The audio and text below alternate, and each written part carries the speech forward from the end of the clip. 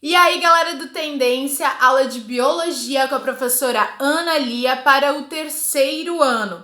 E a gente está aqui na aula no conteúdo de organelas vegetais, aula 2. E agora a gente vai nas organelas vegetais entrar especificamente. A primeira aula foi uma visão geral de todas as organelas, comparando a célula vegetal com a célula animal, falamos um pouquinho de parede celular também.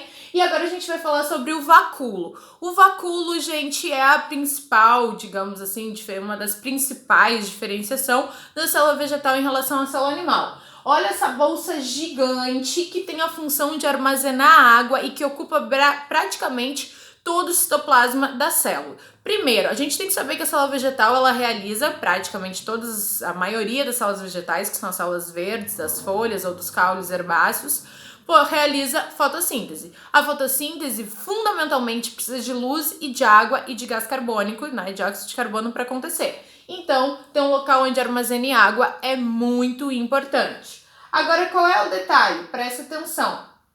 Aqui a gente vai perceber a função do vacúolo, eu separei para vocês, tá? Primeiramente, duas coisas. O vacúolo, quando as células elas estão começando a se desenvolver no início, as células jovens, elas vão possuir pequenos vacúolos espalhados pelo citoplasma. À medida que ela vai crescendo, esses vacúolos vão aumentando e vão se fundindo até que se transforme numa grande bolsa no interior do citoplasma. A função, né? Eles são regiões expandidas do retículo endoplasmático, isso é bastante interessante, sendo um pouquinho mais específico, né? E ele faz com que a função principal seja regular as trocas de água e a osmose. Aqui, meus amores, a gente tem que parar e pensar. O que é osmose, meus amores? Osmose é essa passagem de água, ou seja, dissolvente, através da membrana das células. Isso vocês estudaram lá nos transportes, pela membrana, lá nos envoltórios celulares com o professor Geraldo. Então, osmose é entrada e saída de água. O que a gente entendeu? Que a água vai se movimentar pela membrana, dependendo da condição do meio. Numa célula animal, essa passagem, essa entrada e essa saída de água, elas podem trazer prejuízos para a célula, né? A ponto de ela estourar, ela se romper, ela murchar.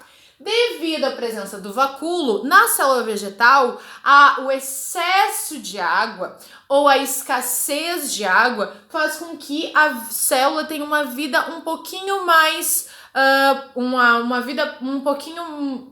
garantia maior de vida celular, ok? Até porque a gente sabe que a água é matéria-prima para fotossíntese. Então essas plantas elas estarão expostas a uma quantidade de água razoável para que elas consigam sobreviver.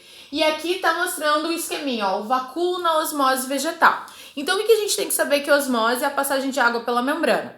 E a gente tem que saber esses terminhos aqui, revisando a aula do professor Geraldo. O que significa um meio isotônico? Quando a nossa célula, pode ser animal, pode ser vegetal, está em uma situação em que dentro e fora da célula tem a mesma concentração de soluto e solvente. Os meios estão equilibrados. Soluto é aquilo que é dissolvido e solvente é o que dissolve. A gente na biologia sempre considera solvente como água. Então significa que a quantidade de água e soluto está igual fora da célula e dentro. Nesse caso, a gente diz que é um meio isotônico, que está equilibrado. Atônico, concentração, iso igual concentração. Então, se está igual concentração, a água vai entrar e sair normalmente. Se fosse uma célula animal nesse meio, que tivesse meio isotônico, também a água ia entrar e ia sair, não ia acontecer nada, a célula ia se manter íntegra. Agora, se eu coloco a minha célula vegetal no meio hipotônico, hipotônico significa mais diluído, tem mais água que soluto, aqui fora está mais diluído e aqui dentro está mais concentrado. Se dentro da célula está mais concentrado e fora da célula está mais diluído, qual é a tendência? A água vai do lugar mais diluído para o lugar mais concentrado. Se fosse uma hemácia, por exemplo, essa célula ela ia explodir, porque ia receber tanta água que ia explodir. Como é uma célula vegetal, eu tenho um vacúolo e esse vacúolo armazena água e faz com que ela enche. E depois que ela incha, não recebe mais água. Então a célula fica túrgida, mas não morre, ok? Então tem uma resistência à morte diferente da célula animal. E se eu estou com numa célula vegetal no meio hipertônico, o que significa? Está mais concentrado fora do que dentro. Dentro tem mais água por absoluto, está mais diluído do que fora. O que naturalmente vai acontecer? A célula vai ceder, vai doar a sua água para tentar diluir o meio. Óbvio que não vai conseguir diluir o meio, né? Mas ela nessa saída da água para tentar diluir o meio, que está muito concentrado, se fosse uma célula animal, ela ia murchar, ela ia morrer. Mas devido à parede celular, que está segurando a membrana, ela não deixa que murche totalmente. E devido a essa pequena concentraçãozinha de água que fica ali dentro do vacúolo, faz com que ela fique flácida, quase morta, tá? Mas não chega a morrer. Então, o vacúolo nas células vegetais serve para ela ter uma maior resistência na perda ou no ganho de água. No ganho de água, se ela estiver no meio hipotônico, e na perda, se ela estiver no meio hipertônico. Entendeu? Beleza?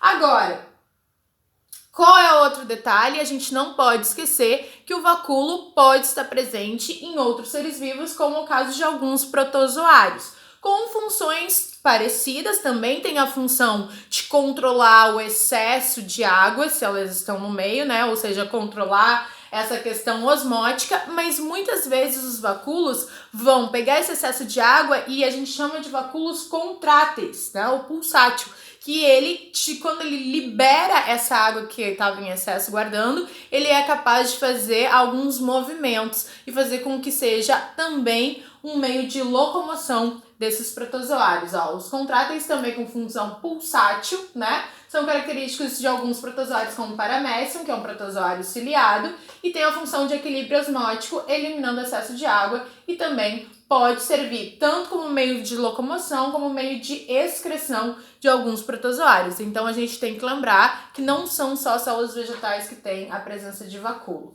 ok? Próximo vídeo aqui, vamos deixar esse só sobre vacúolo, e o próximo vídeo é sobre plastos, que a gente vai perceber que não existem apenas cloroplastos, existem outros tipos. Valeu? Fechou? Isso aí!